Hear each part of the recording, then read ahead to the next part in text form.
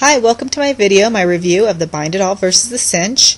It's no secret that I am a long-time big fan of the Zetter Bind It All. I think nothing comes close to the versatility and usage of this tool. So when a competitive tool, the Cinch, recently introduced, I was very curious to see how it stacked up here to the gold standard for punching and binding and creating mini books. So I was able to take it for a little test spin recently, and here's some of my comparisons. First off, right off the bat, unless you've got a ton of space and can accommodate the room, space is a big issue right off the bat. The Cinch is twice as large, twice as heavy. It's very bulky. Just this photo just demonstrates I could fit both my blue Bind It All and the version 2.0 in the same space as just one of the other tools, and the weight was an issue for me as well. In terms of performance, the top project is punched with the Cinch. You can see the circular holes versus the rectangular holes for the Bind It All. I prefer the rectangular holes. They're not only smaller, they don't distract. They seem to be a little bit more proportional looking, especially on a small project like this. You can see this is a very mini, whereas the Bind It All, the small holes don't cut into the project as much as the other project does. And I also can use much smaller O-wire. This is 3/8 inch O-wire versus the 3/4 inch O-wire for the Cinch, which is the smallest that it can accommodate. And this photo really demonstrates some of the key problems I encountered with the Cinch. No matter how many times I tried, and I did try an awful lot, I could not achieve the outcome of a perfect circular binding on the O-wire. So I was able to, I had the opportunity to work with the tool this weekend, and I really wanted to give it a good try to see, what the pluses and minuses were with the tool. And, once I started playing around with it, I said, I'm going to just turn on the video camera and just kind of document some of my experimenting with it, and just to kind of see how I did. And the punching was as I expected. I know some people will prefer the flat placement of the materials for punching, and that's just a personal preference. I did have some problems just getting the hang of the little buttons, but again, visually I couldn't quite get over the round holes. They just seemed too big to me and out of proportion, particularly on projects that are small or where you just don't want those holes to distract or detract away from the project itself. So here I'm just making a 4x4 mini book. And one thing that I encountered right off the bat is that for a 4-inch project, the Cinch punches 7 holes, whereas on the Bind It All, it only punches 6. So I'm not a big fan of using more than I need to. So here I had to cut a little bit longer O-wire, 7 loops of wire instead of only the 6 that I would need for the Bind It All. So here I am getting ready to close the O-wire, and you can see on the side of the Cinch there's 5 preset settings to accommodate different O-wire sizes, and this is where I really started to encounter some problems.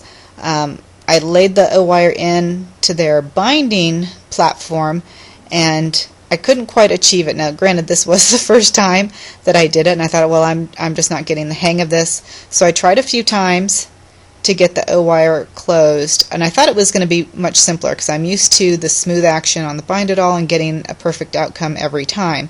So this was a little perplexing. You can see I was like, well, what did I do wrong here? I've got it preset to the 3/4 inch O-wire size.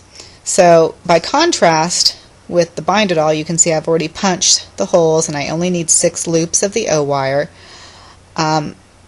The thing that I noticed right off the bat is with the Bind It All, I'm not limited to just preset settings on the sizes of the O-wire. I can use my O-wire sizing templates, and it accommodates a dozen or more sizes of O-wire, so I can micro adjust to make the O-wire tighter or looser depending on my preference and how I would like it to look.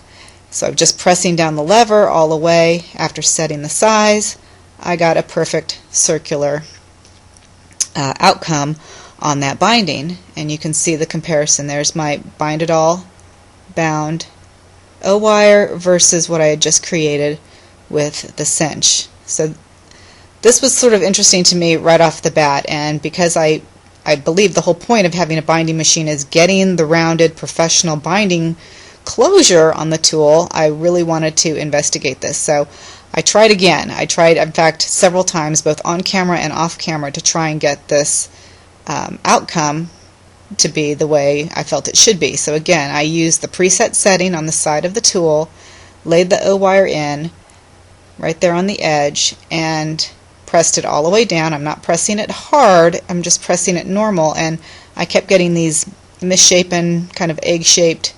So I thought, well, maybe I'm not adjusting this properly, but you can see I have it on the 3/4 inch setting. In this case, I set it closer to the edge of the platform, and it popped off. It did not seem to be very stable. I tried again. And like I said, I was giving this sort of the real try here. I did this quite a bit off camera as well and went through a lot of different O-wire sizes, and every time I kept getting this same result. So I wanted to investigate this further, and you can see I kept trying. I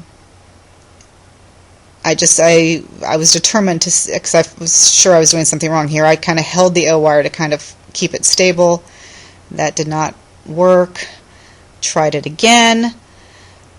This time, again, making sure I have it set properly, maybe holding the O-wire all the way up against the wall of the tool and holding it steady. I didn't think it needed to be this much work. Again, it came a little bit better that time, but it was still rather egg-shaped.